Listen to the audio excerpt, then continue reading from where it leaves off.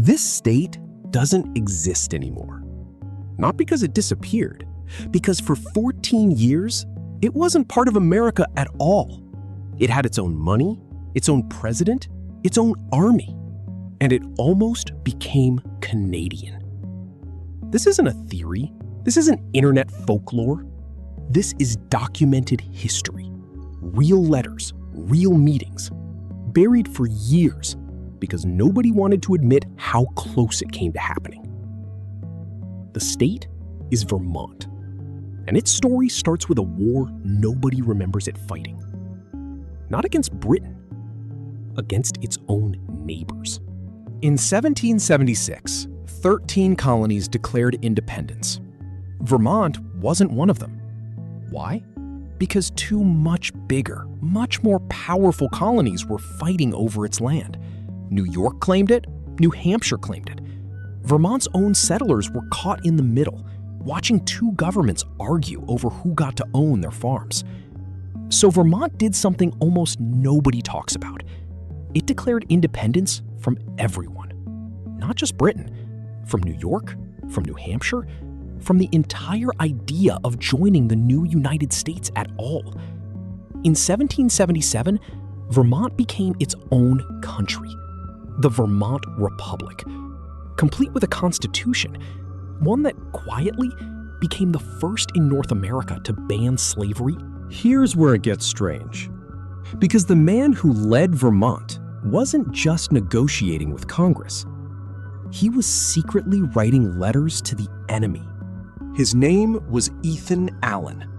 You've probably heard of him. He's the man who captured Fort Ticonderoga in 1775, one of the earliest American victories of the Revolution.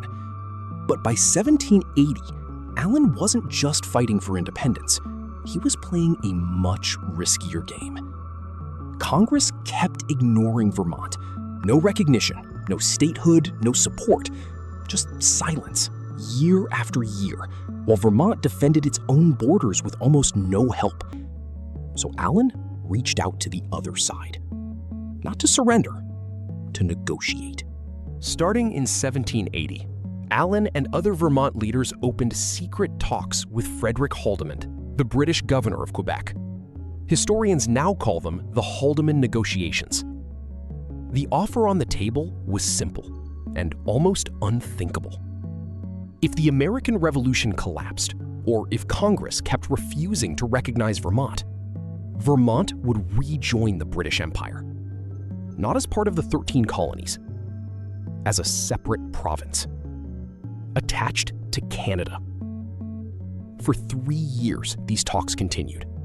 Real meetings, real letters, a real plan, quietly built in the background of the Revolutionary War. But Allen wasn't just being disloyal.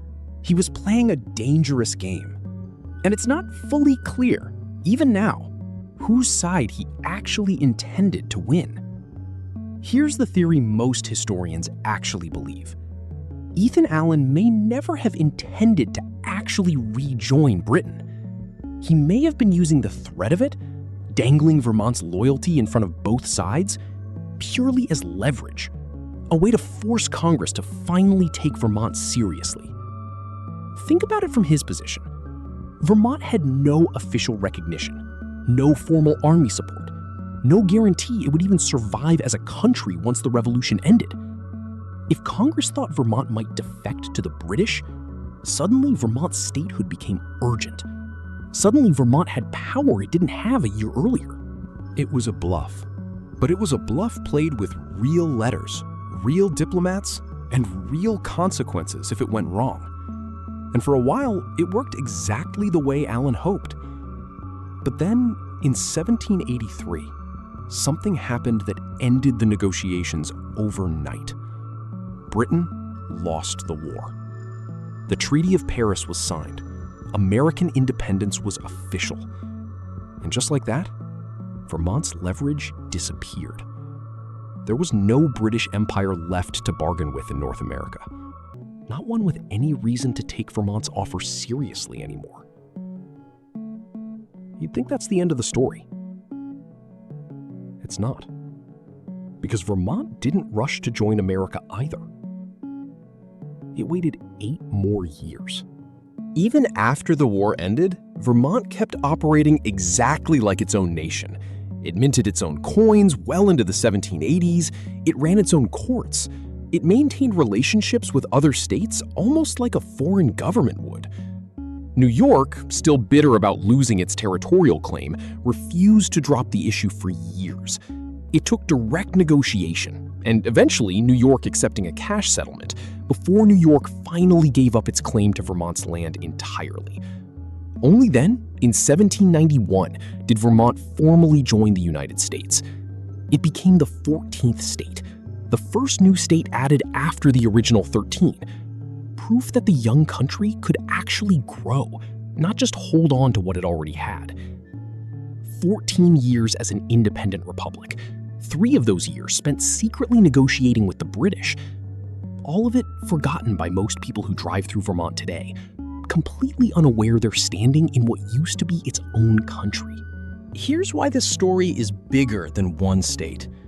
If those negotiations with Haldimand had gone differently, if Congress had waited even a little longer to offer Vermont a real path to statehood, the map of North America might look completely different today. A British province wedged between New York and New Hampshire. A permanent land connection between Canada and the Atlantic that never quite closes the way it does now. It's a reminder that the borders we take for granted weren't inevitable. They were the result of decisions, bluffs, and negotiations made by a handful of people in secret centuries ago. Vermont's maple syrup and quiet mountain towns don't exactly scream almost became Canadian. But for a while, that was genuinely on the table. So next time you look at a map of New England, remember, one of those states spent over a decade as its own country, playing both sides of a revolution to survive. If this surprised you, you're going to want to see what's coming next, because there's another US state with a secret this strange, one that almost went to war with its own neighbor over a single pig. Subscribe now so you don't miss it. And if you already know a piece of hidden history like this one, drop it in the comments. I read every single one, and the best ones become future videos.